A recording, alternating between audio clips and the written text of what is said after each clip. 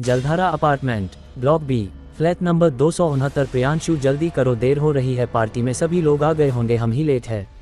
जल्दी करो। श्रद्धा जल्दी से अपना पर्स लेकर हील्स पहनते हुए घर की चाबियां उठाकर दरवाजे की ओर भागते हुए कहती है, आया baby, wait for 2 minutes. Priyanshu ने अपने ब्लेजर पर परफ्यूम छिड़क कर बालों में हाथ घुमाते हुए कहा, अंकुर लिफ्ट भी खराब है, मैं सीढ़ी से जा रही हूँ, चाबियाँ फूलदान के पास रखी है, तुम लॉक करके आओ, तब तक मैं गाड़ी निकालती हूँ।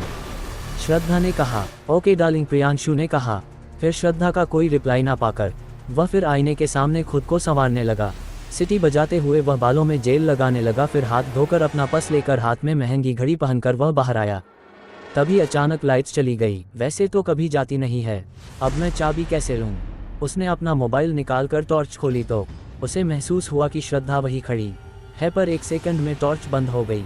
श्रद्धा, तुम वापस आ गई, अच्छा किया, सीढ़ी पर काफ़ी अंधेरा होगा, कहते हुए उसने दोबारा मोबाइल की टॉर्च चालू की तो सामने कोई नहीं था। Shraddha baby, are you there? Priyanshu Shraddha को कॉल करता है पर उसे कॉल नहीं लगता। वह अपना भ्रम समझ कर चाबियां लेकर दरवाज़ा खोलता है और बाहर आकर दरवाज़ा लॉक करता है। जैसे वो दरवाज़ा बंद करता है, उसे फिर श्रद्धा के होने का एहसास होता है, लेकिन अगले ही पल वो पाता है कि वहाँ कोई नहीं है।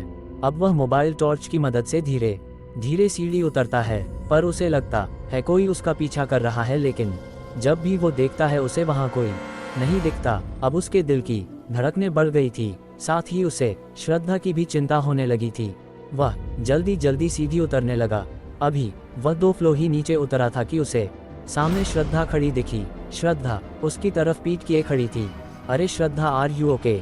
यार मुझे तो बहुत डर लग रहा था, मुझे 2 से 3 बार तुम्हारे होने का एहसास हुआ यार, और देखा तो कोई नहीं। वह श्रद्धा के पास गया, वह उसके बहुत पास था। जैसे ही वह उसके कंधे पर हाथ रखने वाला था कि पीछे से उसे श्रद्धा की आवाज़ आए, प्रियांशु। उसने पीछे देखा तो उसे सीढ़ी के ऊपरी छोर पर श्रद्धा दिखी। अंधेरे की वजह से उसका चेहरा नहीं दिख रहा था, पर ड्रेस से वह पहचान गया। उसका डर के मारे बुरा हाल था, अगर ये श्रद्धा है तो फिर मेरे पास कौन है? सोचकर जब वह पलटा तो उसके पास कोई नहीं था। उसकी कुछ समझ ही नहीं आ रहा था कि उसके साथ क्या हो रहा है, कहीं ये कोई डरावना सपना तो नहीं? सोचते हुए उसने फिर से सीढ़ी के ऊपर देखा, वहाँ भी कोई नहीं था। प्रियांशु का कलेजा अब मुंह को आ गया था, उसे अब कुछ भी अच्छा नहीं लग रहा था। उसने फिर सीढ़ी उतरना शुरू किया। अभी 1 फ्लोर और उतरा ही था कि उसे श्रद्धा की आवाज़ आई, प्रियांशु मेरे लिए रुको। लेकिन प्रियांशु अब उस आवाज़ को इग्नोर करके जल्दी जल्दी चलने लगा। जब वह 2nd फ्लोर पर था तब फिर से उसे श्रद्धा ठीक उसी तरह उसकी ओर पीठ किए खड़ी दिखी। उसने धीरे धीरे अपने कदम बढ़ाए और वह उसके पास जाकर कांपती आवाज़ में बोला, श्रद्धा, ये तुम हो ना? श्रद्धा की तरफ से कोई जवाब ना पाकर उसने कहा, कौन हो तुम और क्या चाहती हो? अब भी वह वैसे ही खड़ी थी। अंकुर ने हिम्मत करके उसके कंधे पर हाथ रखा। वह जैसे ही पलटी, उसे देखकर प्रियांशु की चीख निकल गई। श्रद्धा बहुत ही भयानक दिख रही थी। काली आंखें, लाल डोरे चेहरे पर, हजारों खून से भरे जख्म और दांत, चुड़ैल की तरह लंबे खुले बिखरे बाल। वो एक भयानक चुड़ैल की तरह देख रही थी। उसके लंबे नाखून थे और उल्टे पैर। प्रियांशु के चीखते ही वहां लाइट सा गई और जब प्रियांशु ने देखा तो वहां कोई नहीं था। वह आसपास नजरें घुमाकर देखने लगा। उसने सीढ़ी के ऊपर भी देखा और नीचे भी, वहां कोई नहीं था। तभी उसे गाड़ी का हॉर्न सुनाई दिया। उसने फोन देखा, श्रद्धा के 3-4 मिस्ड कॉल थे। उसकी कुछ समझ नहीं आया कि अभी जो कुछ हुआ वो क्या था, सच था या सपना था या कोई भ्रम। वह गाड़ी में घबराते हुए बैठा और ध्यान से श्रद्धा को देखने लगा। कितनी देर कर दी तुमने प्रियांशु? में कब से नीचे तुम्हारा वेट कर रही हूँ, श्रद्धा ने कहा। प्रियांशु ने देखा, वह बहुत खूबसूरत लग रही थी। कुछ देर पहले उसने जिस श्रद्धा को देखा था उससे काफी अलग। क्या हुआ प्रियांशु, ऐसे क्यों देख रहे हो? श्रद्धा ने ड्राइव करते करते ही उससे पूछा। नहीं कुछ नहीं प्रियांशु, अब भी सामान्य नहीं हो पाया था, अभी तो तुम ठीक थे। क्या हुआ अचानक? श्रद्धा ने फिर पूछा। अरे वो लाइट चली गई थी तो चाबियां ढूंढने में परेशान हो गया था, प्रियांशु ने कहा। लाइट चली गई थी, लेकिन प्रियांशु लाइट्स तो गई ही नहीं। क्या? लेकिन श्रद्धा में घर था, तब लाइट गई और फिर जब मैंने टॉर्च जलाई तो मुझे तुम दिखी, लेकिन गायब हो गई। प्रियांशु ने श्रद्धा को पूरी कहानी सुना दी। Are you mad Priyanshu? आज पी कर आए हो ऑफिस से? श्रद्धा ने कहा। श्रद्धा ना जाने वो कौन थी, पर वो बस सीढ़ी पर ही बार बार दिख रही थी। श्रद्धा अब प्रियांशु की बात को अनसुना करके सामने देखकर ड्राइव करने लगी। प्रियांशु बार बार श्रद्धा को देख रहा था, लेकिन श्रद्धा अब बस एक टक सामने देखकर गाड़ी चला रही थी।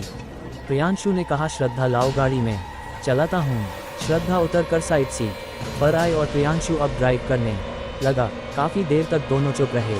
प्रियांशु को लगा श्रद्धा लेट हो जाने की वजह से नाराज़ है, तो उसने माफ़ी मांगते हुए कहा, सॉरी बेबी, आज मेरी वजह से हम लेट हो गए। श्रद्धा कुछ नहीं बोली, वह खिड़की की तरफ मुंह घुमाकर बैठी थी।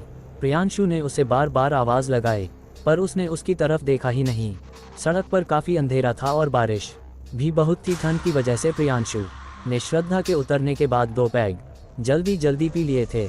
अब प्रियांशु को लगा कि श्रद्धा उसके मजे लेने के लिए उसकी कही बात के बाद इस तरह एक्टिंग कर रही है। उसने गाड़ी चलाते हुए ही श्रद्धा से कहा, क्या यार, अब तुम भी मेरी फिरकी ले रही हो? पता नहीं वो कौन चुड़ैल थी, अब तुम भी चुड़ैलों की तरह मत करो। चुड़ैल नहीं हूँ मैं, रूही हूँ जिसे तुमने और श्रद्धा ने धोखा दिया और धोखे से मार दिया। श्रद्धा की शक्ल बिल्कुल वैसी थी जैसी प्रियांशु कुछ वक्त पहले देखकर आया था और आवाज़ भी बिल्कुल बदली हुई थी। घुर्राते हुए उसने ये सब कहा था, जिस वजह से प्रियांशु घबरा गया। उसका बैलेंस बिगड़ा और गाड़ी एक पेड़ से जा टकराए।